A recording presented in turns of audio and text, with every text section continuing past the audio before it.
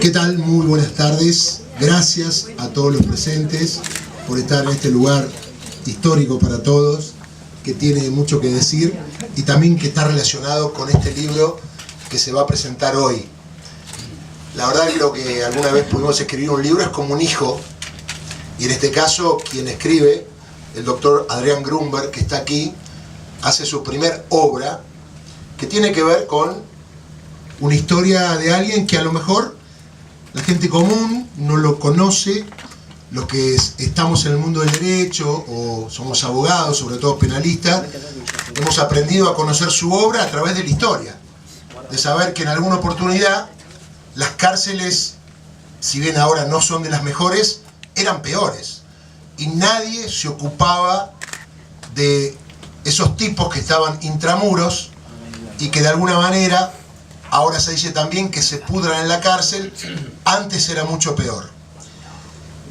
La obra de Adrián Grunberg tiene que ver con un trabajo serio de investigación, con mucha documentación, con mucha fotografía. Usted lo va a ver y de alguna manera esas páginas le van a recordar aquel tiempo, porque esto ocurrió hace muchos años, cuando don Roberto Pettinato padre, un hombre que sentía el dolor que sentían los presos y por eso se ocupaba de que tengan menos dolor y que no mueran en la cárcel. Usted dirá, pero claro, algo mínimo, pero en aquella época no había muchos que querían dignificar a aquel tipo que estaba privado de su libertad. El Museo Evita tiene mucho que ver y le agradecemos aquí a su directora que está presente, porque obviamente don Roberto Pettinato era un hombre que conoció al general Perón y que de alguna manera en esa relación nació la preocupación por saber qué pasaba con estos tipos que estaban privados de libertad. Por eso vamos a recorrer este libro de alguna manera con quienes están aquí invitados para hablar. Yo humildemente quise hacer una introducción en el tema para que usted sepa quién fue don Roberto Pettinato y cómo en el libro se plasma esa idea de aquellos tipos por ahí olvidados, en algunos casos estigmatizados por desconocimiento, pero no valorados como debieron ser valorados. Por eso aquí quienes están con nosotros tienen que ver con el autor del libro, el doctor Adrián Grunberg, y está acompañado por, obviamente, quien hizo, si usted ve la portada de este libro, la van a ver, dice, no la hizo cualquiera. Yo decía en broma que lo mejor del libro era la tapa, le decía Adrián, mi compañero. Pero no, es para entrarle al libro porque es una foto o una obra de arte de época, prácticamente de época. Muy difícil lograrlo. Con el famoso traje a rayas, que nos enteramos en el libro que no eran blancas y negras, eran azul y amarilla, sin ninguna referencia futbolística. Claro, digo porque... Exactamente. Así que bueno, los dejo con las personas que van a estar aquí. Bueno, está el doctor Raúl Eugenio Zaffaroni, ex miembro de la Corte Suprema de Justicia.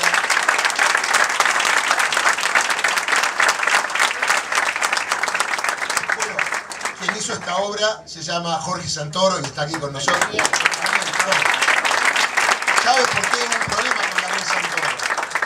En la Gacetilla decía Daniel Santoro y estaba abajo de Eugenio Raúl Zaffaroni. Y ahí hubo un problemita. Es el periodista Daniel Santoro. Muchos se negaron a pasar la Gacetilla y dijeron, no, muchachos, no tiene nada que ver, entonces vamos con la Gacetilla. Pero bueno, y está el hijo de Roberto Pettinato padre, don Roberto Pettinato hijo, a quien le pido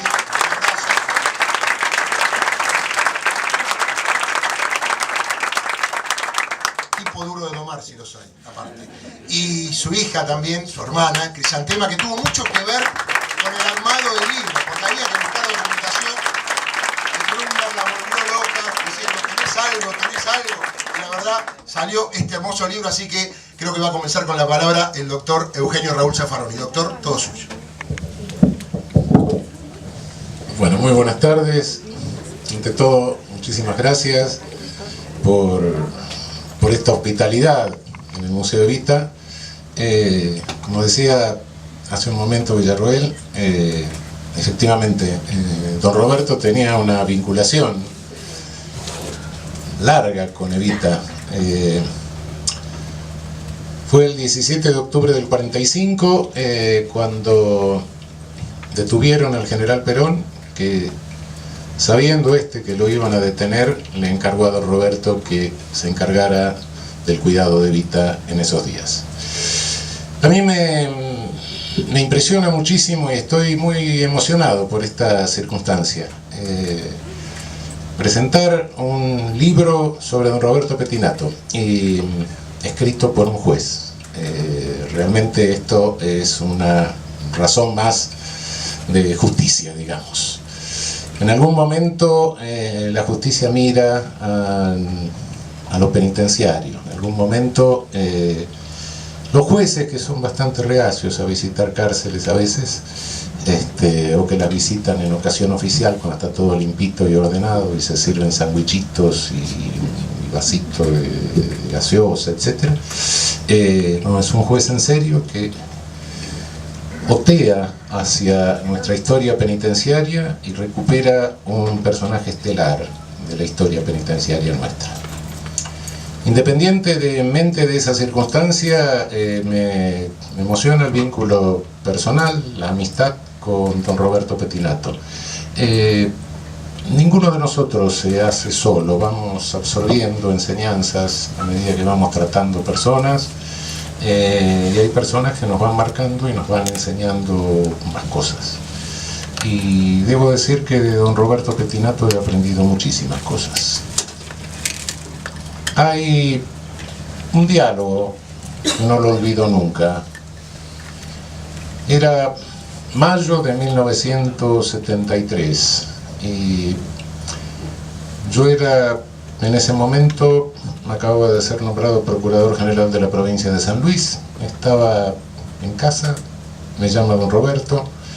Todas las cárceles de la provincia de Buenos Aires estaban sublevadas y tomadas por los presos. En la provincia de Buenos Aires, cuando se subleva una, se sublevan todas en cadena. Y don Roberto me dice: Raúl, hay que reformar el código de procedimiento de la provincia, tráigase un código de procedimientos, tenemos que hacer la reforma. Don Roberto, no tengo, pero bueno, ya voy. Llego y digo: bueno, no vamos a reformar el código de procedimiento, hay que hacer una ley de excarcelación. Bueno, escríbala. Todo esto, la cárcel estaba tomada, estábamos afuera escribiendo, empiezo a escribir en la rodilla un proyecto de ley. Digo: pero don Roberto, esta ley tiene que pasar la legislatura, diputados, senadores, y no, bueno, si no pasa yo abro y lo suelto. Don Roberto, ¿lo van a meter en cana? No. Digo: Raúl, si me meten preso, un día saldré, pero si matan gente acá adentro, a eso no lo resucitamos más. Magnífica lección, por cierto, entre otras muchas. Realmente la historia penitenciaria argentina es compleja. Se puede decir, y muchas veces los historiadores dicen: bueno, comienza con la construcción de la Penitenciaría Nacional, que la empieza a hacer el Estado de Buenos Aires, etcétera, la provincia de Buenos Aires. Luego, cuando se capitaliza la ciudad de Buenos Aires en 1880, entonces federaliza la ciudad de Buenos Aires, entonces pasa a ser nacional. Sí, efectivamente, todo eso es cierto, pero a lo largo de nuestra historia hubo una cantidad de teóricos, de penalistas teóricos, que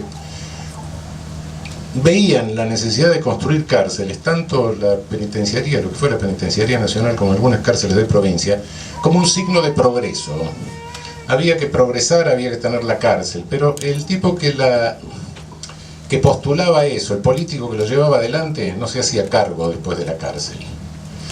Es decir, entre el teórico y el práctico de la cárcel había una distancia enorme. Las penitenciarías nunca habían funcionado como se proyectaron, y lo mismo pasó con la Penitenciaría de Buenos Aires. Don Roberto no era un teórico, era alguien que se formó en la experiencia penitenciaria. Fue director del penal de Ushuaia. ¿Qué fue el penal de Ushuaia? Respondió a un proyecto de disciplinamiento que comienza en 1880 y va disciplinando la Argentina, por decirlo en términos Foucaultianos de alguna manera, el servicio militar obligatorio, la enseñanza obligatoria, el uniforme en la escuela, las obras de sanidad, etcétera. Y bueno, y la masa migratoria entre 1880 y 1914 que había que controlar de alguna forma. Ese control, bueno, se hacía a través de la ley de residencia, aquellos indeseables que se los echaba, otros que bueno, que de alguna manera había que ya no se podía mandar, porque en algún momento mandamos preso al Paraguay, ¿no? Los delincuentes los mandábamos al Paraguay hasta que el Paraguay se molestó un poco por eso que estábamos haciendo, ¿no? Eso ya no se podía hacer, entonces bueno, había que sacarlos del medio, y entonces fundamos nuestra Siberia, que era la cárcel de Ushuaia, la cárcel de relegación de Ushuaia. Copiamos en 1891, en el proyecto de 1891, copiamos exactamente, textualmente, la traducción de la ley de relegación francesa de la Isla del Diablo. Esa fue nuestro artículo 52 del Código Penal, que se introduce en la reforma de 1903 y se conserva en el Código de 1921. Esa fue llamada medida, decían, en una medida de seguridad. Bueno, mandaban al sur y directamente del sur solo se podía salir en la versión original del código por decreto del Poder Ejecutivo. No había otra forma de terminar con esa prisión accesoria en un lugar de relegación del sur, como decía el código. Don Roberto fue director de la cárcel de Ushuaia. Hoy visitar la cárcel de Ushuaia, que organiza la Dirección Nacional de Institutos Penales, lo que es el actual Servicio Penitenciario Federal. Inaugura el régimen de salidas transitorias, que después se incorpora a las leyes de ejecución penal, etc. Es un pionero en eso, con mucho miedo de que algún preso no vuelva. Volvieron todos, por suerte para él, si no le hubieran hecho algún escándalo. Y realmente el penitenciarismo en ese momento dio un paso adelante muy importante.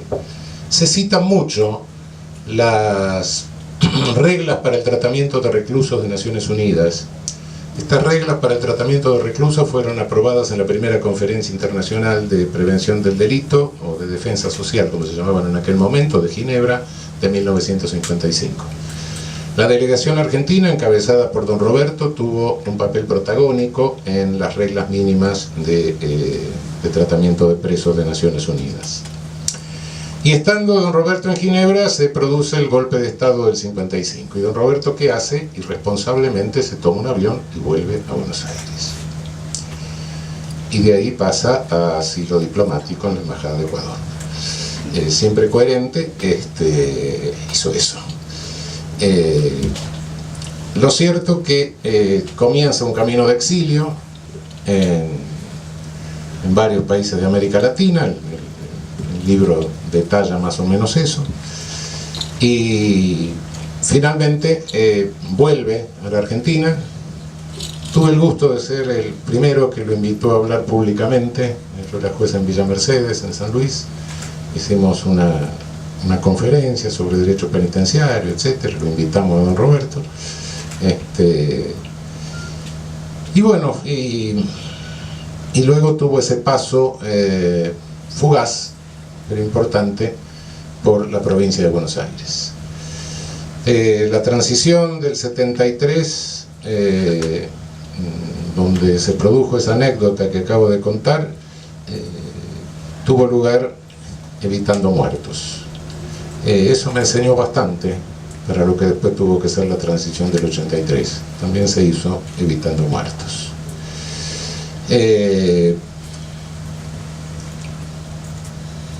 Hay algunas anécdotas que podría contar, interesantes.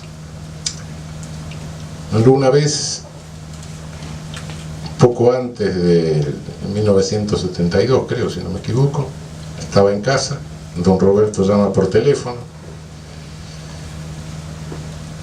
Raúl, Lanuse acaba de decir que el 17 de octubre lo hizo una actriz de segunda fila y un funcionario irresponsable del servicio penitenciario. Estoy solo en la quinta, ¿qué hago? Bueno, don Roberto, ¿qué vamos a hacer? En fin, realmente te felicito, Grünberg. Adrián, realmente es un acto de justicia este libro.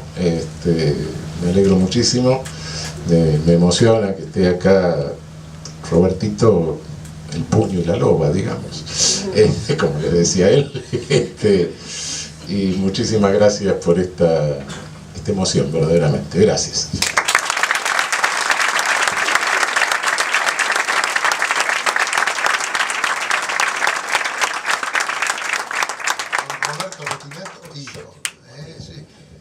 El autor al final. Bueno, nosotros estamos aquí con Crisantema, con mi hermana. Todos, obviamente, hemos vivido esto, cada uno con sus recuerdos. Yo escribí un poco en La Isla Flotante sobre la historia de mi madre y del amor, la historia del amor de mi madre hacia mi padre, y cómo lo siguió y cómo no lo abandonó en los momentos en que tal vez, cuando los momentos son muy duros, mucha gente se abandona, o muchas veces el amor desaparece. En este caso se fortaleció, pese a que fue algo muy duro todo lo del 55, porque era una furia muy grande, la que en ese momento tenían lo que se llamaban normalmente los gorilas, no sé si siguen existiendo. Seguramente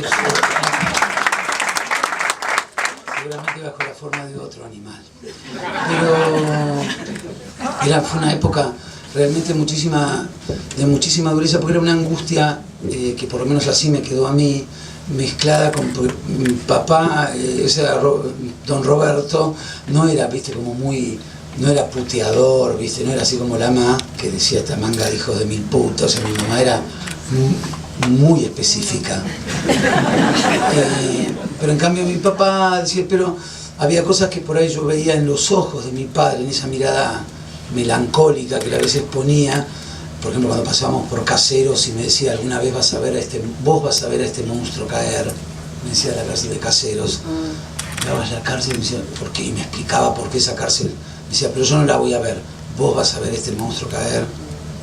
O cuando nos explicaba, porque en casa justamente ahora aparecieron un montón de fotos de la penitenciaría, que era la época de las penitenciarías radiales, ¿no? Y mi padre siempre me decía, o nos decía, acá podrían haber hecho un enorme colegio industrial, porque mi padre era de la idea que decía, el único preso, el preso, ¿por qué no se le escapaban los presos? Porque mi papá durante 10 años no se le escapaban los presos. Y los presos se escapan siempre. Un preso ahora, o en la época de Montesquieu, donde sea, sabía hacer un pozo con una cuchara. Pero a él no se le escapaban. Y siempre decían, no se escapan porque el preso ocupado no tiene tiempo de escapar. Entonces el preso realmente estaba ocupado, y hay fotos de las máquinas, ¿viste esa foto que están los presos con las máquinas?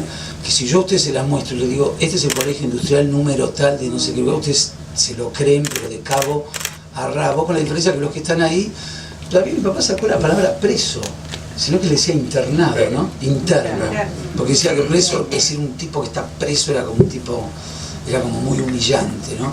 Pero bueno, estamos hablando de tanto de Rosa Faroni también, como de, yo llamo humanistas puros, que tal vez no queden ya muchos, que son gente que están abocados específicamente, más allá de los gobiernos y más allá de la época que les toca vivir, aunque en este caso coincidía Perón, pero él estaba abocado todo el tiempo, como si les dijera, abocado a los nuevos baños de la cárcel de Olmos, por ejemplo, o a que las cárceles tuvieran tal o cual cosa, o llevarme, alguna vez me llevó a Villa Devoto porque quería chequear la comida, la carne, porque decía que la carne, le daban carne podrida o carne en mal estado, pero total. Y mi padre también una vez yo la que me acuerdo, fue una vez que me dijo, porque alguna vez me hablaba del tema, porque la ilusión de él era que yo fuera su sucesor.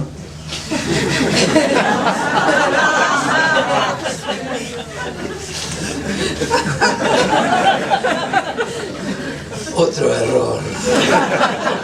Y entonces un día me dijo, yo quiero, no, fue terrible, cuando me senté me dijo, yo quiero que vos seas mi sucesor y estudies y puedas ser abogado y esto para llegar a la Dirección Nacional de Institutos Penales. cosa que yo me negué en el momento. No, pero... Y mi padre siempre decía que la verdad, la cárcel, decía, con respecto a la escuela penitenciaria, que él siempre tenía la ilusión, y creo que murió con la ilusión de que se la pongan a su nombre, y siempre me decía que por un tema político no llevaba su nombre, y también siempre nos hablaba, o al menos a mí, de cómo el preso, el agente penitenciario no tenía por qué, él siempre me decía, el agente penitenciario no tiene que ser por un animal más, por más que el preso o el internado, el interno que está ahí, sea un animal. O sea, no hay que agregar un animal arriba de otro animal. O sea, si un tipo, o sea, lo que se llama el carcelero no tenía por qué ser una bestia, o todo el sistema ser como una bestia de tortura, como una suerte de leprosario. Entonces, sino que una cosa es el tipo que cometió el crimen y otra cosa era lo que al tipo lo rodeaba. Y me siempre decía, la mejor cárcel es la cárcel vacía. Nunca te la digo, siempre decía, porque te quería decir que el preso que se integraba a la sociedad, si la cárcel estaba vacía, era que estaba todo bien. Si las cárceles están llenas, obviamente que hay algo que está fallando. Pero, y realmente en ese sentido, lo debe haber hecho con tanta tenacidad y con tanto profesionalismo, que evidentemente le funcionó. Y siempre que pasamos por las Heras, me decía justamente lo del colegio industrial, que decía acá se podría haber hecho un gran colegio industrial, y yo siempre le preguntaba, pero ¿por qué lo tiraron abajo? Y me decía, por odio. Porque no hay otra razón para tirar. Porque incluso, eso es algo también, ¿no? Yo siempre digo que uno ha hecho las cosas bien cuando tus enemigos hablan bien de vos. Y mi padre, lo que tenía había muchos que habían estado presos en la época de Perón, y siempre decían, no, pero Petinato a todo nos llevaba la misma frazada y la estufita. O sea, como que, y eran tipos que eran los que si salían te la iban a dar. O sea, eran tus enemigos potenciales detenidos.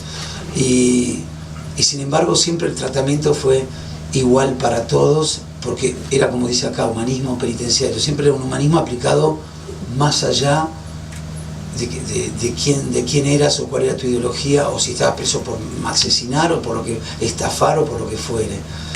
Y me parece que esas son algunas cosas que tal vez de alguna forma, en mi caso por el humor, en el caso de mi hermana por el arte, tal vez de alguna manera siempre todo eso nos fue marcando. Tal vez a mí me dio más acidez e ironía, o pude pulir el cinismo, que es algo muy difícil de pulir y muy importante para el ser humano, y me parece para luchar por lo menos sin morir, o morir con una sonrisa, en el peor de los casos. Pero digo, yo la verdad, el agradecimiento de nuestra familia es infinito para Humberto, y aparte mi padre no hubiese jamás en la vida imaginado que alguien iba a decir, vamos a poner el foco en esto y ver qué es lo que pasa qué es lo que pasó con el sistema penitenciario, qué pasó con las cárceles, qué pasó con esa gente que obviamente, como bien dice Zaffaroni, bueno, gente que son como si existiera la zona fantasma donde están escritas, ahora no están más, y están ahí, porque pueden seguir el manual y poder decir, bueno, vamos a hacer algo con esta cárcel, que no es justamente pintar una pared, que es lo que se suele hacer, bueno, pintemos las paredes o le ponemos un poquito de deporte. Me parece que se tienen que ver con políticas que son humanistas y que no tienen tanto que ver, repito, con una ideología específica, sino con algo mucho más profundo, que es no perder lo que somos seres humanos, y tenemos que lidiar con seres humanos espléndidos y con seres humanos que no son tan espléndidos. Y a veces nosotros, que nos creemos espléndidos, tal vez un día dejamos de serlo. No lo sabemos. Pero si habiendo tipos como, en el caso de mi padre, en el mundo penitenciario, uno dice, bueno, qué lástima que no se extendió, o que todo esto no se haya podido extender a otras áreas como los hospitales, o cuando mi papá puso psicólogos, que nadie te, ¿cómo va a haber psicólogos en la cárcel hablando? Imagínate un tipo sentado así, hablándole a una psicóloga. Bueno, es preferible que esté y probemos a no intentar un carajo de nada. Bueno, es lo mismo que decir, bueno, ¿cuántas gasas necesita un hospital? Bueno, primero dáselas, después te fijas a ver cuántas sobran. Esta es parte de mi postulación a presidente. El tipo se ceba. Está bien. Después decía mi papá, no llegué a ser vicepresidenciario, pero llegué a la presidencia. Porque si llega cada uno, capaz que llega.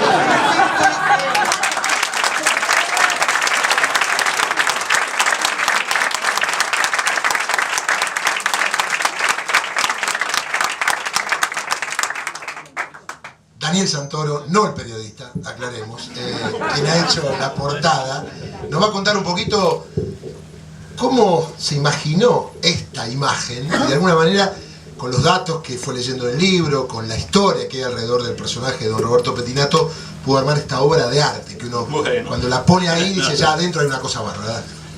Bueno, gracias. Mira, yo en realidad me llamó Adrián, lo conozco desde hace mucho tiempo y me pidió si quería hacer la tapa del libro de Roberto Pettinato. Yo no conocía más o menos el personaje y enseguida me enganché por una cuestión también porque hay algo de reivindicación que un poco dijo Roberto recién y enseguida lo que me pasó fue que hay por lo menos 3 o 4 personajes en el peronismo que digamos que son entrañables al peronismo, que no sé si son producción del peronismo en cierto modo. Uno es Ramón Carrillo, y el gran sanitarista, ¿no? Un tipo reconocido mucho tiempo después, murió en la pobreza, ¿no? Creo que en Brasil, muy perseguido. Y produjo una revolución, la idea de la teoría del hospital, ¿no? O sea, el pertenecer al peronismo le permitió realizar un acto revolucionario. Digamos, cuando podemos decir que el peronismo es una revolución en algunos sentidos, por lo menos. Bueno, es en estos sentidos que el peronismo es revolucionario, por estos personajes precisamente, que rompen con las reglas, que traen novedades, que son creativos. Y otro personaje es el brigadier San Martín, en Córdoba, incluso fue gobernador de Córdoba. Él introdujo la industria en Córdoba, primero la fábrica nacional de aviones, y produjo también una revolución, digamos, cambió incluso una revolución en un sentido mucho más profundo. Esto lo estudié bastante, yo porque me interesa el tema aeronáutico, el tema de la aviación. Y el brigadier San Martín, por las suyas, con muy pocos medios en realidad, con mucho ingenio, se propuso producir aviones en Córdoba, que no tenía fábrica de aviones, que no tenía tradición en ese sentido, que no tenía medios y demás. Entonces, con mucho apoyo, por supuesto, pero también con mucho ingenio. Él hizo un prototipo de un avión, el DL-22, y no había mano de obra especializada, había equipos de distintos países, franceses, alemanes sobre todo, y nada más. Entonces no había escala de producción. Entonces, ¿cómo conseguir eso? Mandó desarmar el prototipo, lo puso en unos gigantescos hangares, desde la última arandela hasta el último tornillo, y después mandó traer a todos los talleres de Córdoba, todos los talleristas, digamos, los que tenían tornos en sus casas y demás, las pequeñas empresas, a pasearse por las mesas donde estaba desarmado el avión y a considerar cada uno qué pieza podía encarar y fabricarla. Una vez hecho esto, bueno, por supuesto los entrenó y demás, y de esa manera construyó la industria aeronáutica cordobesa, una cosa que después en el tiempo un poco lo hizo también Mao Zedong en China. Así que bueno, ese tipo de revoluciones, de cambios que uno dice, bueno, no se pueden cambiar las cosas, hay un statu quo de cosas que no se puede cambiar. Sin embargo, estos personajes lo logran, y Roberto Pettinato está en esa lista. Podríamos sumar, qué sé yo, por ejemplo, Israel Zeitlin, ¿no? César Tiempo, con el manejo del suplemento de cultura de la prensa, los 3 años esos que tuvo, que fue fantástico, fue el mejor suplemento de cultura por lejos que tuvo el país. Sin embargo, la prensa era un diario expropiado en manos de la CGT, o sea, eso fue también un hecho revolucionario en su momento. Y bueno, este tipo de personajes que que se convierten también, en cierto modo, en una especie de trauma social. O sea, son traumáticos al interior de una sociedad que no espera eso, o sea, no espera del peronismo, que el peronismo contenga en su interior personajes de este calibre. Entonces, por supuesto, hay una sanción social por esa pertenencia. Todos estos cuatro que nombro, todos fueron sancionados y tuvieron que padecer esa pertenencia al peronismo. Así que, porque el peronismo cuestiona en su interior también esa idea de alpargatas y libros, civilización, barbarie.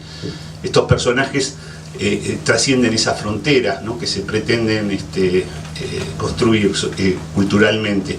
Así que bueno, eso, por eso me enganché con la tapa, a pesar de que no tenía muchas fotografías. Ahora me dice Roberto que tenías un montón. Así que bueno, pero bueno, salió más o menos. Gracias, nada más.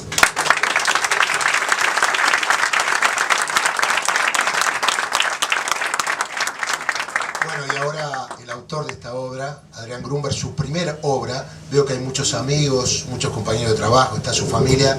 Yo decía un poco que el primer libro es como un hijo, no está nervioso, no sabe si está bien escrito, si está bien hecho, cómo le va a caer a la gente que lo lea, más ahora que es, o que se refiere a un personaje donde su familia obviamente lo va a leer. Quiero decir que es bueno para las personas presentar a un tipo que escribe un libro, sobre todo cuando es un gran tipo, más allá de un muy buen jurista. 30 años en tribunales, lo conozco desde hace 30 años, y la verdad que él, la preocupación que tiene por los que están detenidos, no lo manifiesta solo en el libro, sino que también en su quehacer diario. Entonces, todo se mezcla con todo. Recién decía Roberto el tema de los candidatos, y bueno, había un candidato que había dicho que no puede ser que un preso gane más que un jubilado. Habría que mandarle este libro, ¿no? Adrián, todo tuyo. Si me permite un segundo, quería simplemente hacer alguna precisión nomás. Está bien, alguien puede pensar que el afecto personal nos oscurece o nos impide ver defectos, etc. Es cierto, don Roberto Pettinato en un momento pasó a ser un integrante del grupo común que nos reuníamos, hasta acá la doctora Lucila Larrandaro, y la directora del Departamento de Derecho Penal de la Facultad de Derecho. Otros compañeros que ya no están, Arnoldo Jiménez, don Isidoro de Benedetti, en fin. Alguien, y también puede ser personalmente, qué sé yo, don Roberto era ya alguien habitual en la mesa familiar, con mi vieja, etcétera, pero y por otra parte tengo que agradecerle que ese escrito que hice en la rodilla fue el escrito más exitoso de toda mi vida. Salieron como 3.000 presos con ese escrito.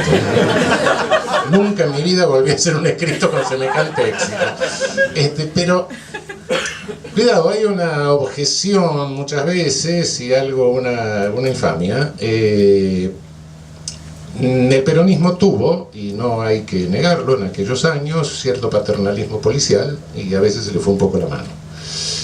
Don Roberto no tuvo absolutamente nada que ver con eso. La cárcel de Devoto en aquellos años dependía de la Policía Federal y no de la Dirección Nacional de Institutos Penales.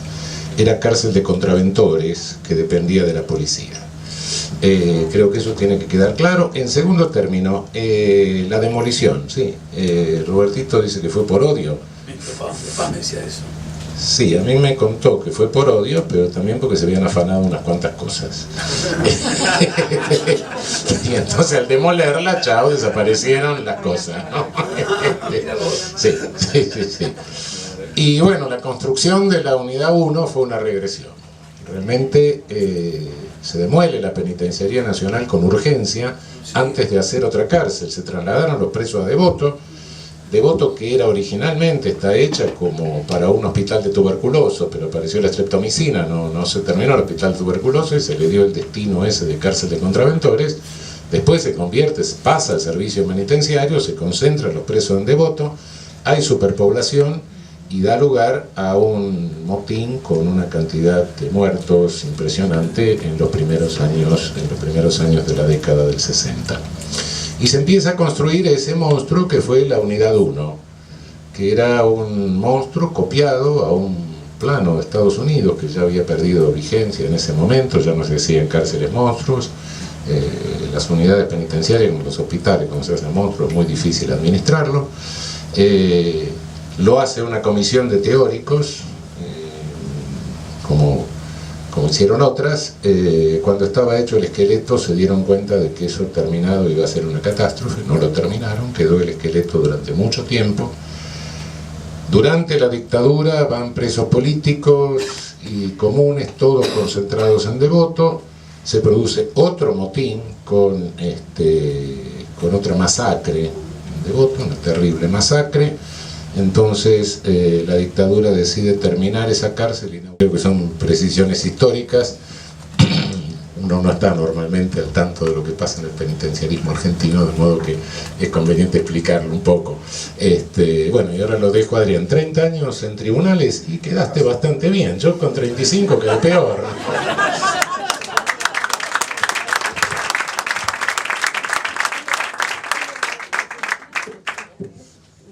Sí, el año que viene cumplo 30 años en tribunales.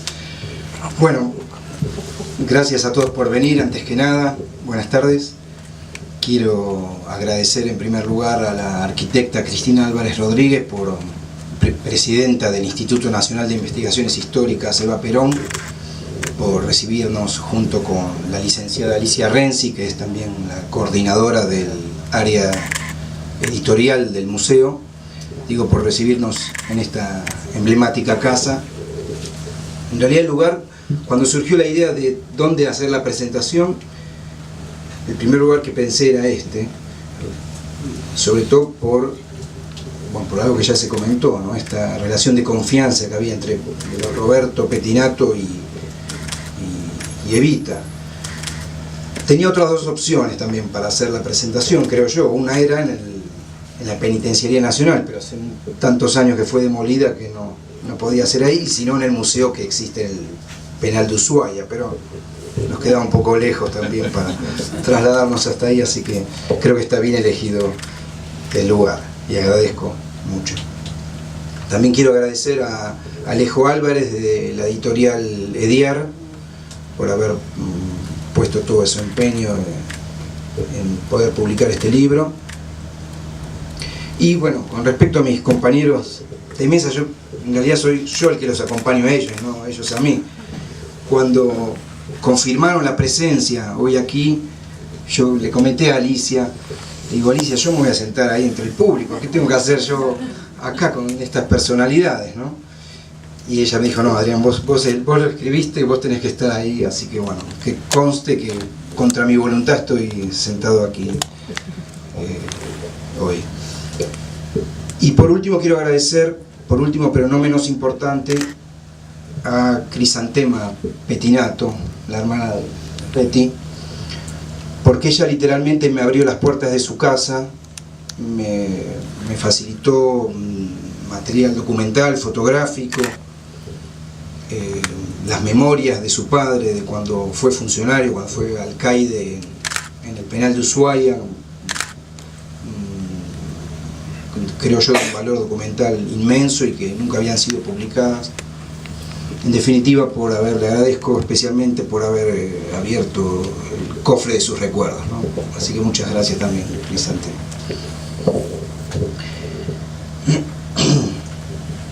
Bien.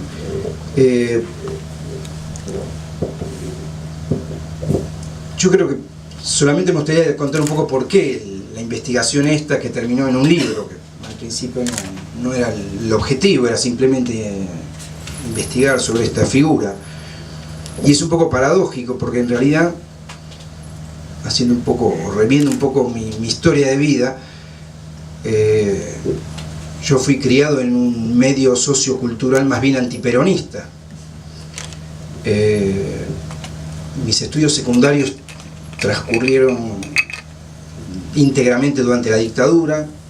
En el ámbito estudiantil la palabra peronismo mucho no estaba, más bien clausurada, y más en el Colegio Nacional de Buenos Aires de aquella época. Y después, cuando ingresé a la Facultad de Derecho de la UBA en 1984, con el renacer democrático, tampoco, la verdad es que las palabras peronismos en esa facultad no fue mucho mencionada. Ítems como la Constitución de 1949 tampoco, y mucho menos se me habló de algún funcionario peronista que hubiera realizado tareas en beneficio de los presos. Esto, la verdad es que nunca, o mi memoria me falla, pero creo que no, y esto nunca, ni siquiera se había mencionado en esos 5 años de carrera. Paralelamente, en 1986 ingreso al Poder Judicial en el ámbito en el fuero penal. Ahí está sentada Diana Conti, que fue una de mis primeras jefas como secretaria de juzgado, y tampoco mucho nos hablaba de esta figura, no.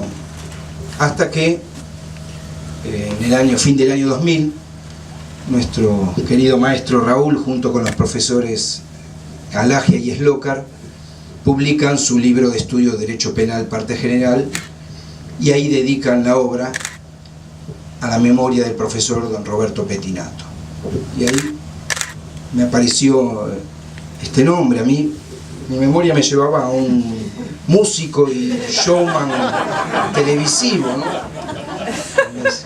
Traía la memoria de After Chabón, pero no algún profesor que tuviera que ver con el derecho penal o la criminología. Entonces me puse a investigar, me fui al Museo Penitenciario a ver de quién se trataba, empecé a recoger material y me interesó porque me interesó, bueno, siempre el tema carcelario, ¿no? Y ese es un poco el motivo de por qué, obviamente, después entré en contacto con Raúl, quien también se interesó y motorizó un poco mi inquietud y mi búsqueda, y me aportó mucho material para poder llevar adelante la investigación.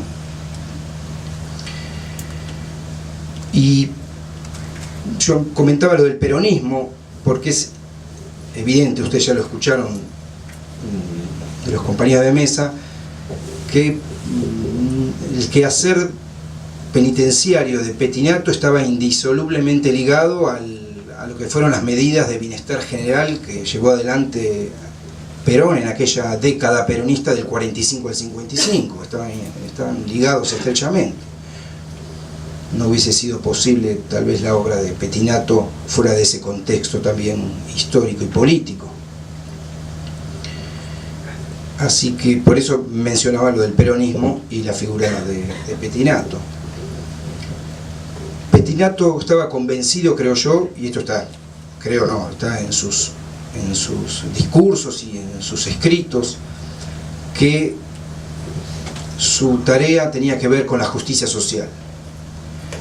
Y él pensaba que darle prestigio a la política criminal y al tratamiento penitenciario formaba parte, era parte integradora de esa justicia social, que se desarrollaba obviamente extramuros, pero él la llevó muros adentro de las cárceles. Y por eso es que él hacía constantemente alusión a la justicia social. Y como buen ladero que era, y incondicional ladero como contó Raúl, aquella anécdota de cuando le encomienda Perón a él el resguardo físico de Evita en las jornadas previas al 17 de octubre, no es de extrañar que él también tuviera esta convicción de llevar adelante la justicia social.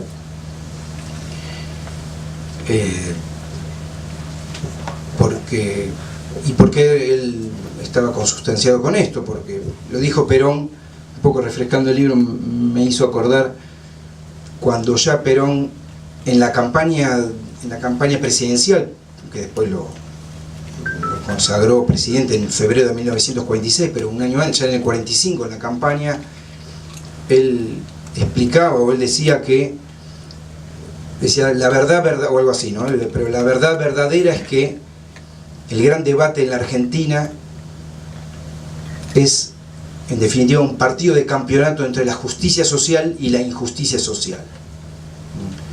Esto no me quiero meter en cuestiones de la actualidad porque no me corresponde, pero lo dijo hace 70 años, ¿no? Pero entonces creo que ese tema de la justicia social está siempre presente, y por eso Pettinato llevó a cabo, creo yo, un justicialismo carcelario, si se permite la expresión, ¿no?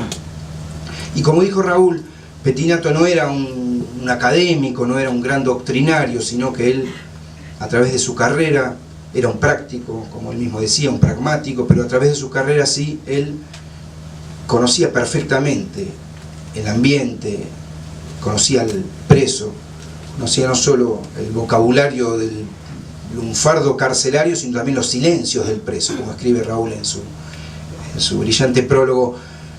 Él hasta podía reconocer el problema del preso en aquel silencio, en la luz prendida en su celda en mitad de la noche, ¿no?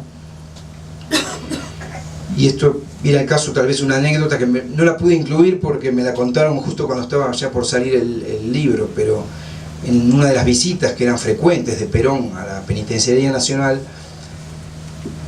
recorren los pabellones y cuando terminan le pregunta, había pocos presos realmente, como lo decía, bueno, Petti, ¿no?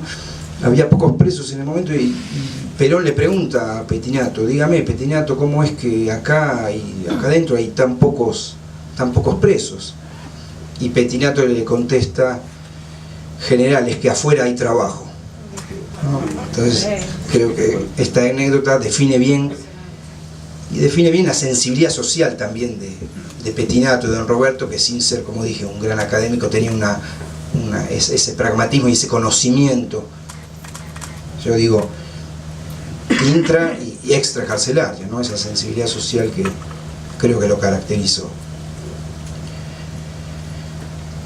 Pero claro, el quehacer de Pettinato no terminó con esas 10 años de peronismo, porque con la llamada libertadora o libertadura, en realidad tiene que partir con su familia al exilio, y él continuó en los países que tuvo que recorrer, ¿no? En Ecuador primero, Perú, Guatemala, Honduras y Nicaragua. Siguió interesado en el tema carcelario, investigando, asesorando a distintos gobiernos, distintos países, asistiendo a congresos internacionales en la materia. Él siguió interesado en esto y tratando de hacer cosas. Y esto lo escuché un día a Roberto hace varios años, él puede dar fe de esto, que lo escuché en la radio. O en el peor de los casos te llevaba a la selva peruana. Siempre me voy a acordar que yo le dije, pero papá, le digo, esta cárcel no tiene murallas. Y me dijo, no, la muralla es la selva. Bueno, no más preguntas. Con lo cual yo me atrevería a afirmar, Roberto, que se escapaba. Claro, por eso, Roberto, yo me atrevería a afirmar, si me dejas, que tu padre como pedagogo era un gran penitenciarista. Haberte llevado a ver las cárceles tan chico, ¿no? Bueno, y después también, como contó Raúl, cuando puede volver al país después de un largo exilio de más de 10 años, es llamado en el año 73 para dirigir también las cárceles en la provincia de Buenos Aires, con el gobierno de Videgain y Cámpora como presidente. Esa gestión, bueno, como sabemos, duró muy poco, pero ahí él también pudo, creo yo, Raúl comentó el ambiente de motines y revueltas carcelarias, y él, creo que con su experiencia, ya tenía casi 65 años, ese año cumplía 65 años don Roberto, y así todo se hace cargo, obviamente llamado por su trayectoria y por sus conocimientos prácticos en la materia, ¿no? Y él logra poner paños fríos en estos... Perdón, que te digo, siempre me acuerdo, que vos te lo vas a recordar, la foto del penal de Olmo sublevado, y los presos habían escrito un cartel enorme, había un cartel enorme arriba que decía que venga Pettinato. Como que no transaban con otra persona, y lo mismo cuando se escapó Robledo Puch. También, que Robledo Puch dijo, solo me entrego si me entrego a Pettinato. Y se entregaban, era como era increíble que era como entregar como una garantía. La garantía era el propio, eso era rarísimo. Eso hablaré. Sí, eso está comentado también, cuando hubo esa sublevación en el Melchor Romero también fue que entra él a los pabellones, entra solo sin guardias y entra con periodistas solamente y logró levantar el motín ese, ¿no? Y también está contado el tema de la entrega de cuando se entrega a Robledo Puch. Esa gestión, como dije, obviamente duró poco, no por culpa de Pettinato, obviamente, ¿no? Y para finalizar, en esa misma época, ahí recojo la crónica de una entrevista que le hacen a don Roberto en una revista, en la revista El Descamisado. Está la foto de él, ya un hombre grande, y con toda su sabiduría él dice, también, no estoy hablando del presente, ¿no? Pero él dice, muchos funcionarios y muchas personas, pero sobre todo así hincapié en los funcionarios, muchos funcionarios hablan de construir más cárceles y construir más cárceles. Yo preferiría construir más escuelas, dijo, y en todo caso tener una sola cárcel. Gracias, buenas tardes.